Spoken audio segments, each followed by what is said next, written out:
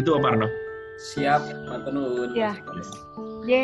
Mas Eko Nah, ada lagi? Oh, ada lagi, boleh. Ada lagi nih yang nanya Mas Anyo sama Ya. Mas Pitoyo. Ya, Mas Anyo dulu ya. Monggo Mas Anyo. Oke. Matur nuwun. Makasih uraiannya Mas Eko, Om Eko. Sangat Sama-sama Om. bermanfaat. Ya. Mau ngajak diskusi sedikit, mungkin pertanyaan atau diskusi. Judulnya kan nurturing futurist dari rumah ya. Kalau buat saya pribadi sih saya udah nggak terlalu inilah, kita paling 8-10 tahun lagi pensiun dan kita udah terbentuk sebenarnya.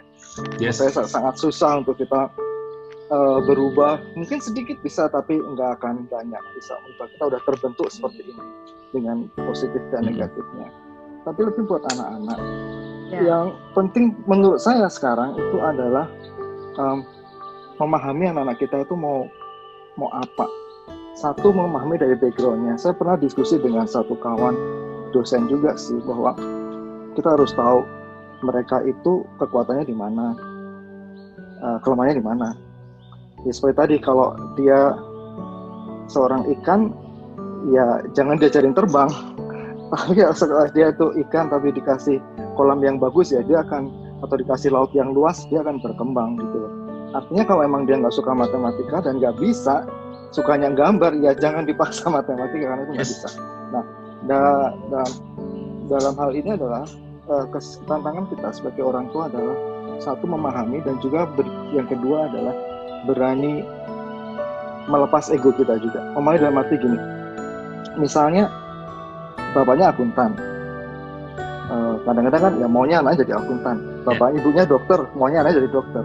Bagaimana kenyataannya kalau nggak ada satupun dari keluarga, dari anak-anak itu yang mau jadi dokter?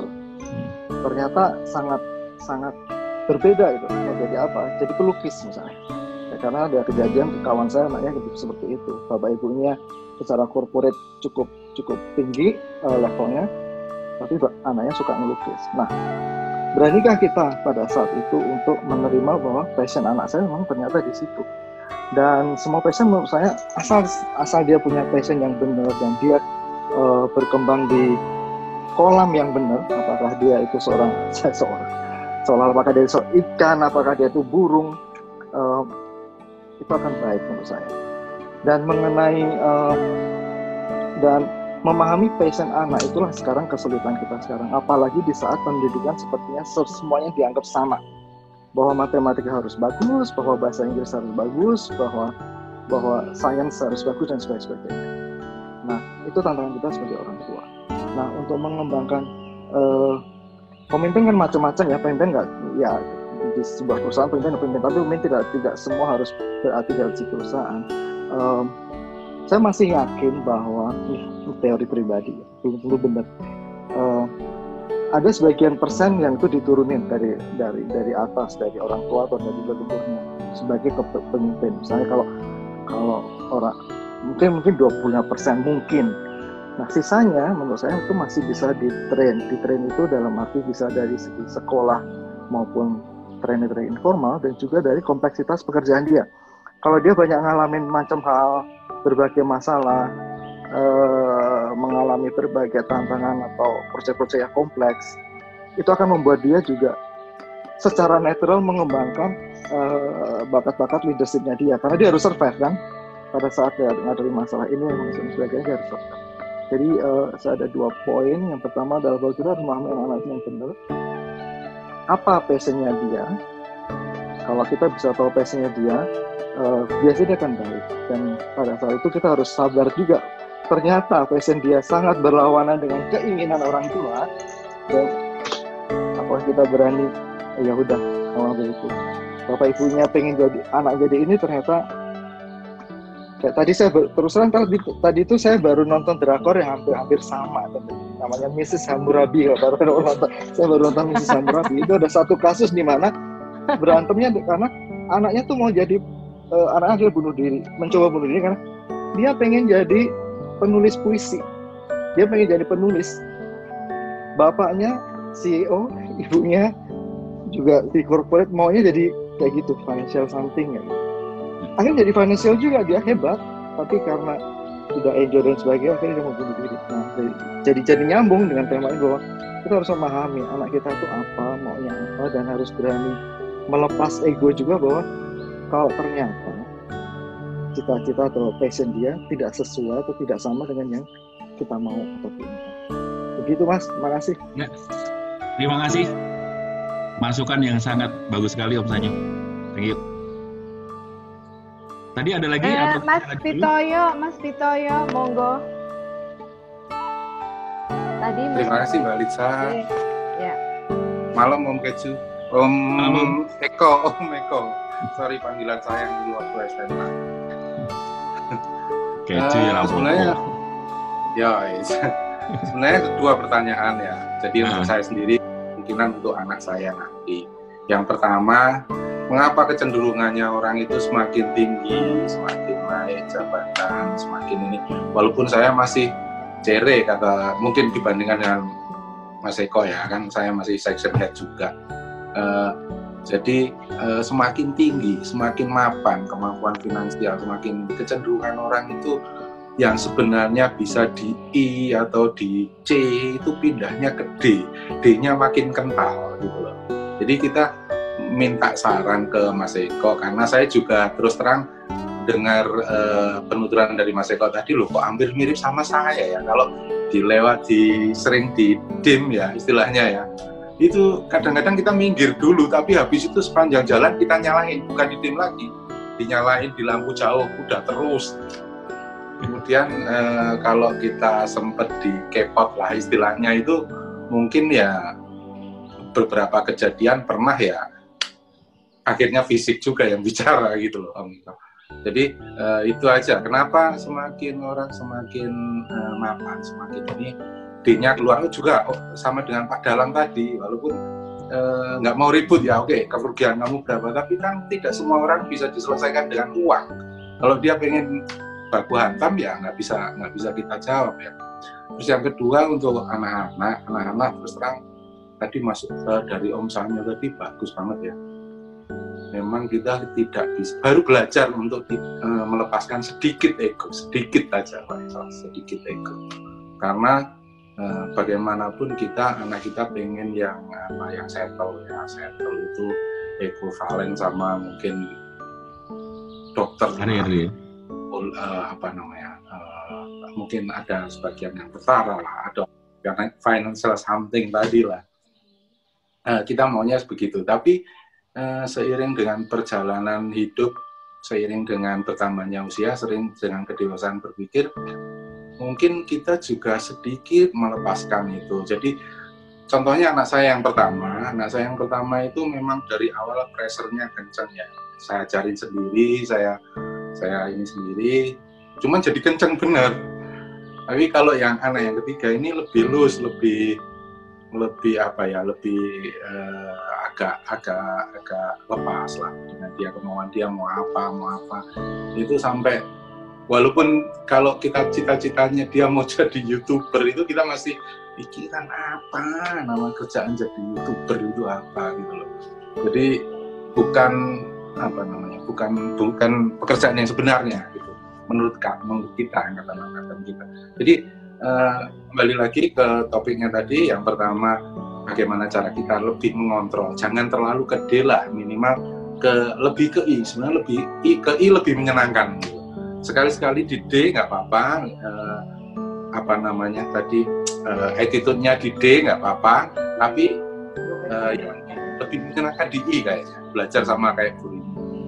Terus untuk yang anak ini memang gimana sih caranya itu tadi, kayak Om Sanyo tadi, supaya kita itu egonya diturunkan, tapi tidak benar-benar lepas, karena kita memang dari awal kita sudah siapkan memang jalannya seperti itu. Tapi kalaupun dia mengambil jalan lain, path yang lain ya nggak apa-apa, as long as tidak terlalu bertolak belakang. Kalau memang sampai ke penulis tidak puisi, terlalunya masih muncul ya. Kalau sampai ke penulis puisi agak susah Om Eko, jadi dia bisa nggak mandiri secara finansial nantinya. Oke. Itu saja Om Eko, makasih. Thank you Om Pitaya ya. Jadi untuk orang-orang yang D itu supaya nggak terlalu D ini, buat kita itu challenge banget loh. Saya sejak 3 tahun yang lalu itu dikasih obat sama dokter dan tidak boleh lepas setiap hari. Yaitu obat apa? Coba tebak, ini udah ada yang sama nggak ya? Ini kalau orang D punya obat itu lebih celaka lagi loh, Om Pit. Saya hipertensi tiap hari Om 10 tahun. Tapi Om Alek kan bukan hipertensi kan? Bukan D kan? Om Alek dia ada D-nya nggak? Nggak tahu saya. Nggak terlalu ya. Nih, yang istri saya itu saking hafalnya dengan saya itu dia tahu bahwa saya D banget dan saya hipertensi banget. Itu kombinasi yang maut. Kombinasi yang maut udah dari sononya sebenarnya nggak sabaran. Kemudian hipertensi tambah nggak sabaran itu gampang kena stroke. Jadi saya hati-hati banget sekarang. Jadi Om Pitoyo kalau udah tahu dirinya D, apalagi hipertensi, aduh. Kalau setiap kali kena stimulus harus benar-benar tarik nafas. Keluarin dulu, itu bisa 1 menit lah gitu loh, supaya kita udah tahu bahwa kita D, kemudian kita hipertensi, ya celaka sekali. Istighfar Om Pito ya. Iya itu tadi, istighfarnya harus pasti ya, harus dipanjang-panjangin. Terus kemudian pertanyaan yang tadi ya, nyari kalau anak itu kalau saya kalau nggak salah Om Pito ikut juga ya, Mak, yang happy versus success ya. Iya, betul. Ingat ya, saya punya 2 orang anak kan, dua-duanya adalah berkebutuhan khusus gitu. Iya. Itu kan titik ekstrim sebenarnya. Saya pengen sih anak saya itu kuliah juga, kemudian segala macam. Tapi itu di luar kontrol saya loh ya.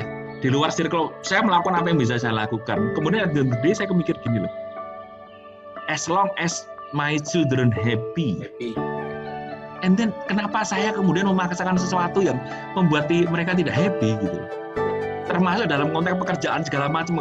Sama aja lah kemudian dulu saya kuliah di tambang gitu ya, ternyata nggak kerja di tambang juga gitu ya. Tapi saya menemukan kebahagiaan bekerja di aspek yang berbeda. Kan Chandra Darusman itu teknik arsitek tetapi jadi pemusik. Jadi banyak hal kayak begitu. Jadi tadi kalau nggak salah di tulisannya Rini di prolognya materi ini adalah kita ini kayak si Khalil Gibran gitu. Kita itu jadi busur aja yang mengantarkan anak panah, terserah anak panahnya akan menuju kemana. Ini saya tambah sedikit ya sebelum saya lanjut ini Om masih ada Mas Antio sebenarnya ada 2 pertanyaan. Om Antio, Mas Antio, gitu ya. Iya. Om Antio, jadi DISC itu dari sononya Om. Tadi kan Om Sanyo juga udah mention sih sebenarnya sih. Jadi DISC itu dari sononya, dari genetik gitu. Itu nggak bisa diubah-ubah. Jadi kalau anak istilahnya kalau bayi itu D sebenarnya udah kelihatan. Kalau Anda belajar gitu kelihatan kok bayi yang D mana, yang I gampang nangis gitu kan, yang C mana. Kalau udah terlatih itu sejak kecil saya ngeliatin loh ini D, I, S, 1, C gitu.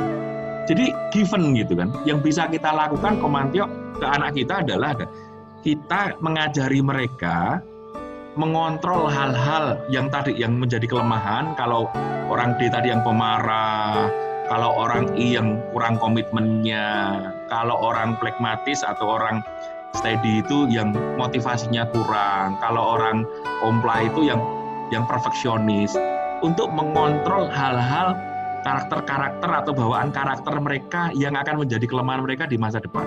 Jadi dikenalkan dari sekarang gitu loh. Kamu itu perfeksionis. Jadi kalau mereka udah tahu baseline-nya, jangan sampai kemudian baru udah besar kayak saya, ternyata saya dominan, dan dominan dari sana ususnya pendek. Jadi selama ini saya kalau gampang marah, saya anggap itu natural gitu loh. Orang lain juga begitu, padahal kan enggak gitu kan.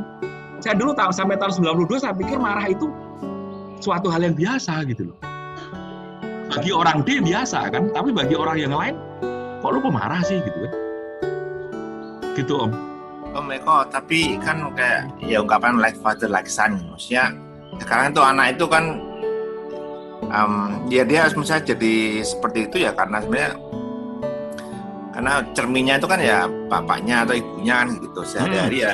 Jadi maksud saya nggak tahu, saya sih sepertinya menangkapnya sih nggak pure karena genetik gitu. Jadi memang lebih ya genetik pasti ada, tapi dari sisi ya mereka kan genetik berarti kan orang tua ya, tapi artinya juga pembentukan dari dia kalau dekat ke siapa, misalnya dekat ke bapaknya ya mungkin kan bapaknya dia ya otomatis dia akan berkaca atau ngikutin aja sehari-harinya gitu kan, dia akan ikutin apapun bapaknya lakukan. Oke, saya itu sudah sebelum punya anak mahasiswa udah tahu persis saya D banget gitu ya. Begitu punya anak, 2 orang anak, Tessa dan Jason. Tessa itu I, dari awal saya udah tahu ini anak I dan anak visual gitu ya. Jason itu dia steady. Loh, bapaknya D loh. Jadi jangan dibilang bahwa D itu bapaknya D, anaknya pasti D. Enggak, kan anak kita itu kan gabungan dari kedua orang tua. Bukan misalnya nanti Om Antio berarti ikut mamanya itu. Bisa ikut mamanya, iya, bisa ikut mamanya. Nah, gini misalnya bahwa anak saya I, si Tessa itu I, salah satu yang menjadi kesulitan dia adalah making decision. Jadi orang I itu susah membuat keputusan, tapi kalau orang D gitu ya, tadi Om Dalang, Om Bitoyo, saya gitu ya, suruh membuat keputusan senang banget ya, udah gini saya ambil keputusan. Kalau orang dari D itu saya ajarin anak saya, Tessa, dengan segala macam keterbatasan dia, ayo, Tessa mau milih apa? Milih baju yang ini atau milih baju yang ini? Milih mainan itu atau mana? Bukan papa atau mama yang memilihkan. Tessa, pilih yang mana? Dia akan belajar untuk membuat pilihan, walaupun tetap tidak bisa seperti orang D yang membuat keputusan, membuat pilihan itu udah kayak mengalir dengan sendirinya gitu loh. Tetapi dia terlatih untuk membuat keputusan. Sama nih, kalau anaknya S gitu kan, Om Antio misalnya dirimu S gitu, misalnya ya, ini saya agak ngarang aja gitu ya, anakmu juga ada yang S, itu tidak kurang memiliki motivasi gitu kan. Udah di-challenge saja. Kamu sekarang kelas berapa? Nah, kamu misalnya, ini anak udah SMA, mau masuk kuliah di mana? Apa yang harus kamu butuhkan kalau kamu misalnya mau masuk perguruan tinggi A, B, atau C? Jadi orang S yang kurang motivasi tadi, kurang punya cita-cita, beda dengan orang D gitu ya, itu kita ajarin terlatih untuk membuat cita-cita atau visi gitu. Walaupun nggak sehebat orang D yang terlatih gitu, dari sononya soalnya. Gitu Om. Oke, iya. Makasih Om. Ya. Saya lanjut dulu ya. Ini materinya masih ada separuh. Oke. Ya, saya lanjutin. Mas Alek Mas Sanyu mau nanya, tapi setelah paparan yang berikutnya kali ya Mas Alek ya. Yes. Yeah. Oke. Saya lanjutin masuk ke ininya nih. Nah, terus apa yang dikembangkan gitu ya? Di usia dewasa, ini kalau misalnya mau di korporasi, mau di instansi pemerintahan, mau di yayasan, mau di sekolah apapun, ini ada dua ini loh. Sebenarnya kalau ngomongin leadership itu gabungan beberapa kompetensi gitu ya. Ini saya ambilkan dua, sebenarnya ada beberapa yang lain yang namanya cluster kompetensi. Jadi ada satu cluster kompetensi namanya managerial skill atau managerial kompetensi. Cluster kedua namanya leadership skill atau leadership kompetensi. Kalau manajerial itu apa? Gampangannya adalah PDCA, Plan, Do, Check, Action, dari si Deming Wheel gitu ya. Kemudian kalau leadership itu apa? Isaac, ini kalau Isaac Anda pasti nggak akan ketemu familiar, ini Eko Utomo yang punya teori ini. Isaac itu adalah 4 juga, kalau PDCA, Plan, Do, Check, Action. Kalau leadership itu Isaac, Inspire, Change, Empower, dan Coaching. Jadi nanti pada saat bekerja, apapun pekerjaannya, itu kita harus menjadi leader manager, punya kemampuan manajerial, tapi juga punya kemampuan leadership. Manajerialnya PDCA, leadershipnya adalah Isaac. Nah, sekarang kita masuk. Tadi kan ada dua kompetensi besar ya, manajerial sama leadership. Cara membangun kompetensi, itu namanya KSA. Knowledge-nya dapat, skill-nya dapat, attitude-nya dapat. Ini saya suka bilangnya transfer knowledge, transfer skill, transfer atau attitude development. Jadi yang namanya sekolah, namanya webinar, itu hanya transfer knowledge, nothing more, nothing less. Ngajarin anak ngomong, kamu kalau nyangkul gitu, pegang cangkulnya seperti ini, itu namanya transfer knowledge. Tapi nyangkulnya sendiri, nyangkulnya namanya skill, harus dilatih. Attitude itu kalau benar-benar nyangkul di sawah dan kemudian attitude-nya benar, baru jadi namanya kompetensi. Sama dengan tadi, ngajarin ke anaknya, nanti kita praktekkan di anak kita. Nah, ini konsep agak rumit sedikit, saya jelaskan ya. Namanya konsep IMKRA. Kalau kita ngajarin anak kita, apalagi yang sudah masuk di di remaja gitu ya. Kalau misalnya masih anak-anak, balita, ini inkranya nggak masuk karena ini konsep adult learning. Karena kalau masih anak-anak ya apapun yang kita ajarkan, apapun yang kita lakukan ditiru sama mereka. Nah, tapi kalau sudah masuk ini kemungkinan besar anak-anak kita udah masuk di golongan adult yang sudah teenagers gitu kan. Itu kita harus ngasih insight. Kenapa sih mereka harus belajar sesuatu gitu ya? Mereka ada di posisi mana? Kenapa harus belajar sesuatu? Nanti di masa depan itu kenapa itu dibutuhkan itu? Kenapa sih misalnya kamu harus belajar untuk mengerti orang lain, berempati dan seterusnya gitu ya? Itu namanya insight. Kemudian kita harus kasih motivasi. Kita sebagai orang tua harus jadi motivator. Kalau kamu belajar untuk bisa berempati kepada orang lain, maka kamu nanti akan mudah bergaul. Karena kamu mudah bergaul, kalau kamu membutuhkan bantuan, akan mendapatkan karena punya banyak teman, dapatlah bantuan dari teman-teman. Ini namanya ngasih motivasi. Terus kemudian kompetensi development-nya. Empati itu begini loh, bedanya empati dengan simpati apa? Empati itu menempatkan diri kita di posisi orang. Jadi kalau orang lagi sedih, kamu jangan ketawa. Kalau orang ketawa, kamu jangan menangis. Kalau ada orang ketawa, ikut ketawa. Kalau ada orang menangis, ikut menangis. Itu namanya berempati. Kalau ada orang cerita sedih, kamu menempatkan diri ke dalam posisinya orang itu. Namanya belajar kompetensi. Kemudian dipraktekkan, gitu. Itu namanya kompetensi development. Real world practice dilihatin dalam keseharian. Dipraktekin nggak? Kemudian dikasih accountability. Accountability ini saya kasih yang agak lebih gede ya. Misalnya project lah. Kita mau liburan. Oke, liburan. Liburan kemana? Ke Bali misalnya. Nah, yang jadi project leader-nya tunjuk anaknya. Oke, kamu jadi project leader ya.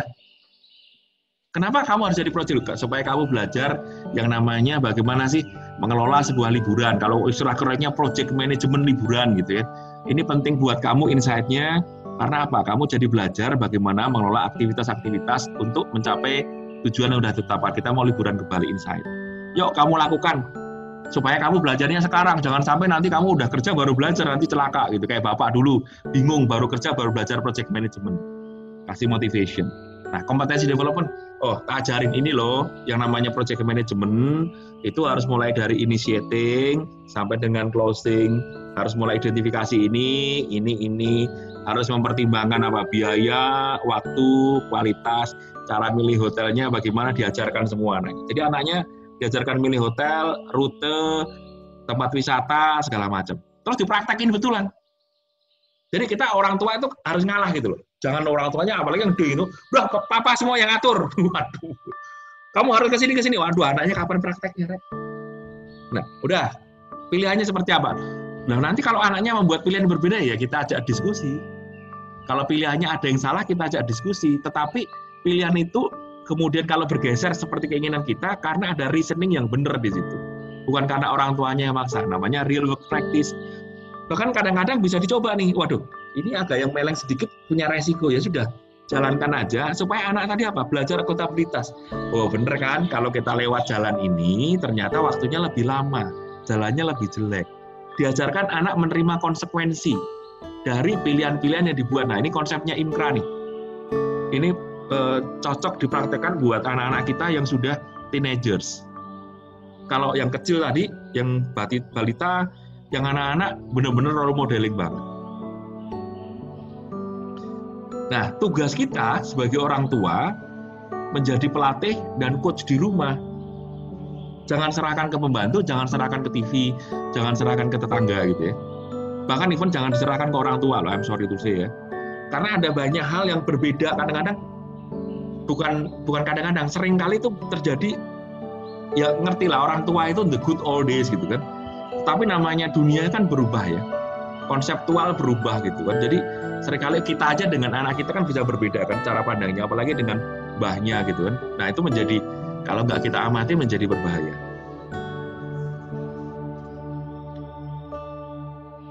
Nah coba lihat ini kayaknya udah lewat masanya kita ya.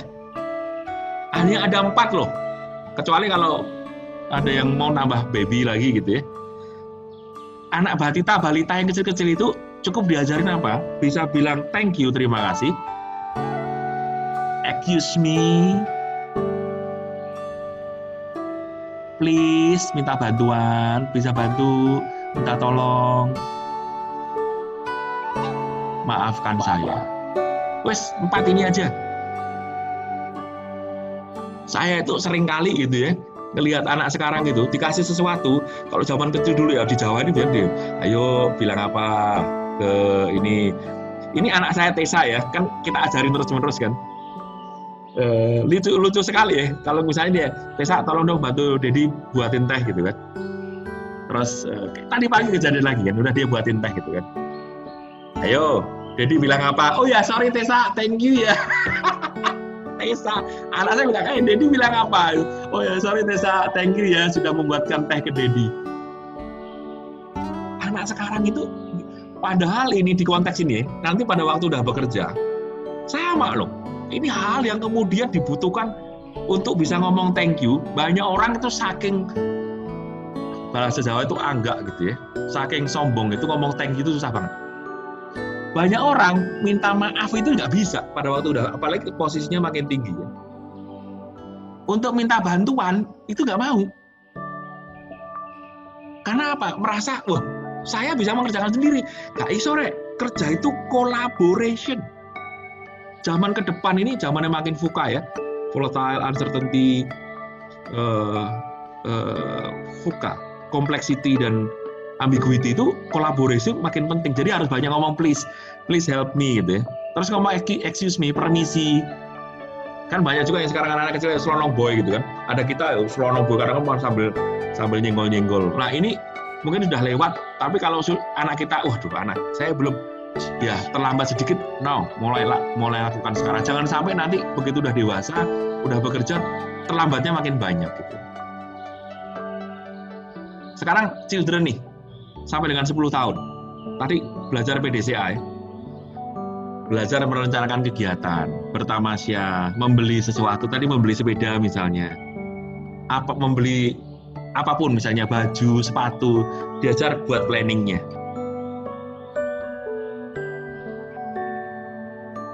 Kemudian mengerjakan sesuatu. Ini Tesa kalau nggak ada Mbak itu sejak dia kecil, itu bisa nyuci sendiri, bisa setrika sendiri, bisa jemur, tetek bengek segala macam dia lakukan gitu ya. Walaupun dia kok mirip-mirip mamanya. Kalau ada, saya yang agak susah nih, kalau lagi ada yang bantu di rumah, dia nggak melakukan. Saya bilang, kok kenapa kamu nggak cuci piring? Dia lakukan, tapi dia nggak mau cuci baju di si mbaknya, tetehnya yang akan cuci baju gitu. Tapi kalau nggak ada, langsung dia kerjakan cuci baju, termasuk baju saya dan baju istri saya yang disetrikain, yang dilipat segala macam dia lakukan. Membersihkan kamar itu hal yang paling sederhana lah. Nah, yang ketiga nih, kan ngomongin C ya. C itu cek kalau ada yang kurang dalam eksekusi ini. Konsep di pekerjaan kita tarik dalam konteks anak-anak. Belajar menerima dan merasa hal yang kurang dari apa yang dikerjakan. Nggak apa-apa.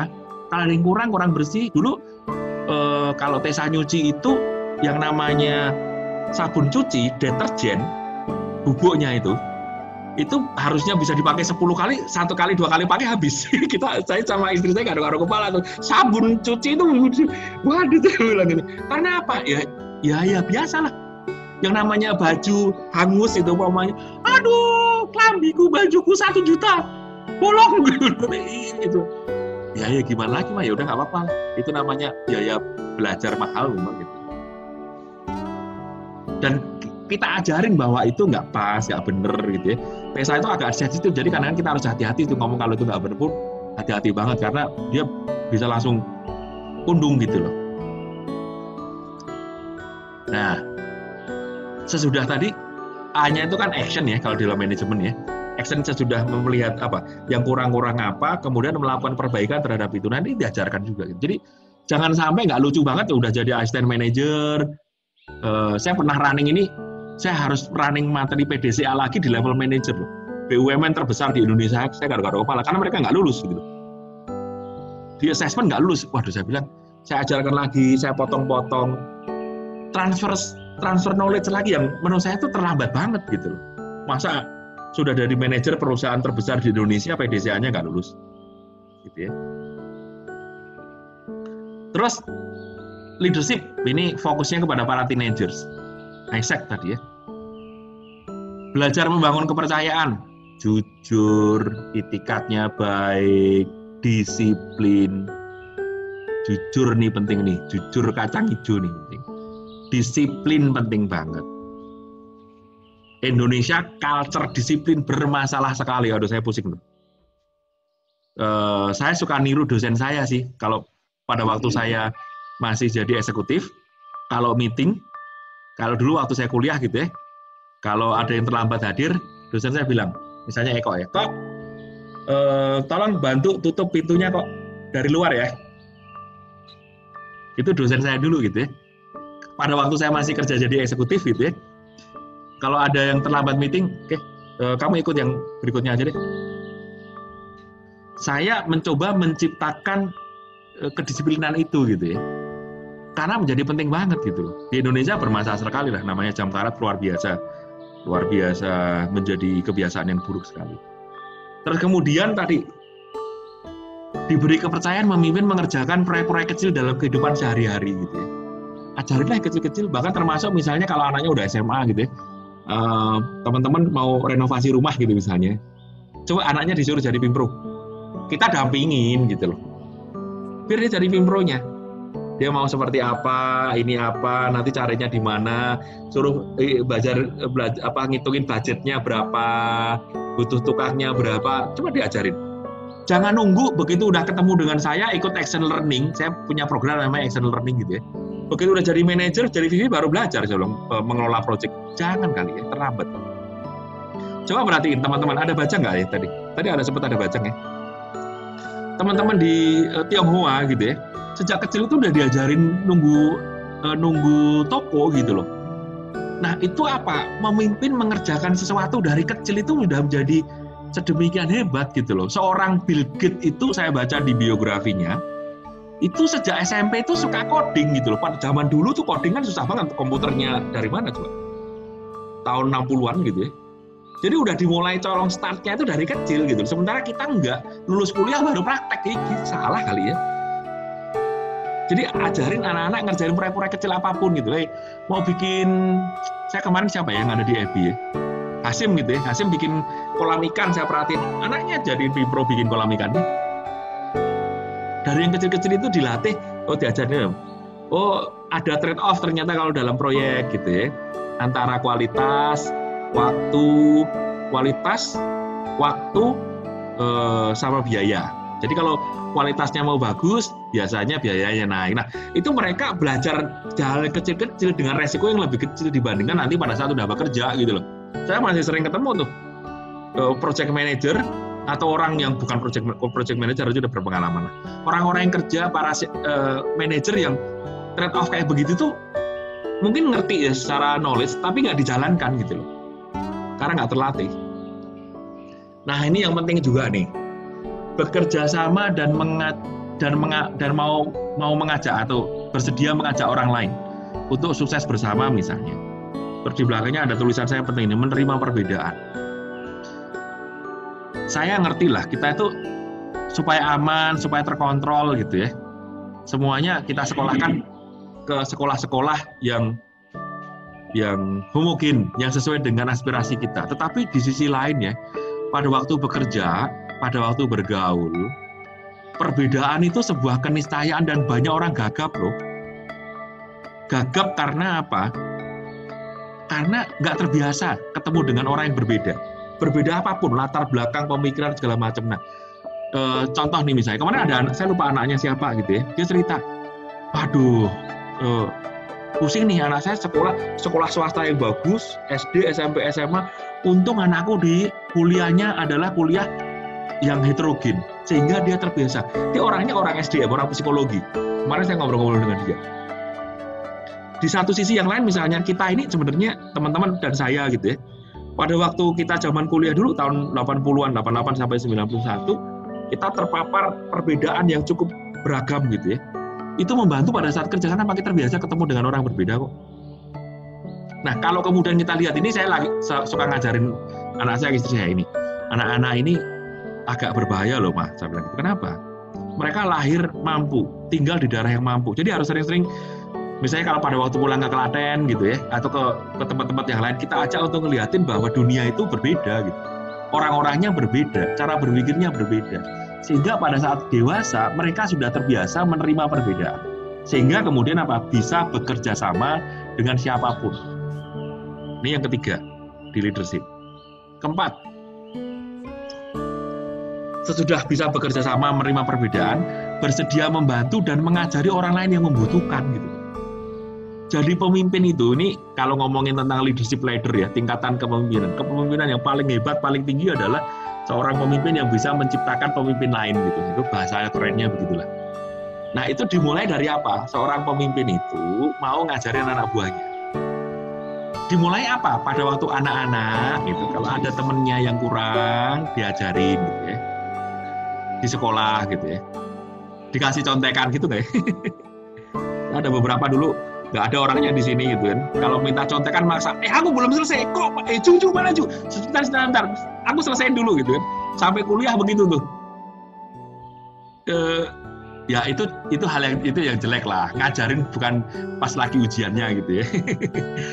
Ngajarin temen, membantu orang lain, itu pada saat nanti bekerja, itu suatu kebiasaan, bahan baku leadership yang luar biasa, yang akan membantu dia menjadi seorang pemimpin yang hebat. Dan dilatih mulai dari sekarang. Di rumah juga sama. Kalau misalnya anaknya Om Pit, ada 3 kan, mungkin secara otomatis ya, kakaknya bantu adiknya, adiknya bantu kakaknya, kakaknya mengajari adiknya, dan seterusnya membantu sepupu, ngajarin sepupu. Itu hal yang akan sangat membantu pada saat nanti mereka dewasa. Kita kan juga sama kan, jadi pemimpin kan kita harus bantu anak buah kan. Kalau kita anak buah misalnya, kalau kita punya atasan yang nggak mau membantu, nggak mau ngajarin kita kan, kita juga uring-uringan kan. Nah, kenapa nggak diajarkan ke anak-anak kita yang sekarang usianya teenager gitu? Kalau lebih muda lagi lebih bagus. Oke. Terus kapan mulai wahai ortu? Ini kan tadi ngomongin ada udah banyak. Menurut saya nggak ada terlambat. Now, started now. Now kapan ya? Sekarang lah. Buat siapa? Diri kita kalau masih sempat gitu. Kata Om Sanyo sih memang udah sedikit terlambat gitu. Kita udah jelita semua nih jelang 50 tahun. Tetapi buat anak kita mungkin ada terlambat sedikit ya. Dimulai aja gitu. Jangan sampai terlambatnya makin dodro gitu. Dan selesai untuk ke saat sekarang. Mbak Lisa, monggo ya, nerusin tanya jawab.